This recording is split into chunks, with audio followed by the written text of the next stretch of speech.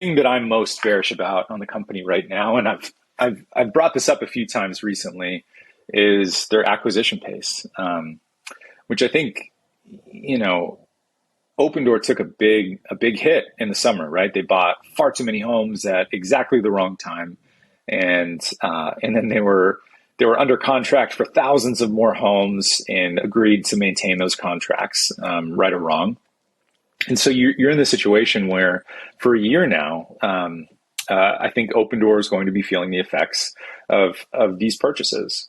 And we're now about 6 months out, and you look at the data, and Opendoor is buying far fewer homes than they did in Q1 or Q2 or even Q3 and Q4 of 2021. Right? They're subscale relative to their operational capacity right now. And in October, they bought observed probably 1,100 homes. So more likely closer to 1,200. If you count the homes that we weren't able to capture in our data, and that's really hard for the company, right? Because they were running at holding 15,000 plus homes a quarter, and selling north of 10,000, and so 1,200 a month over 3 months is only 3,600 homes. It's really hard to get back up to the volume that you need to run that company. I think what I struggle with is the math behind not acquiring more homes, because I believe that Opendoor is an iBuyer. They need to buy and sell homes to run their business, and if they're not buying homes,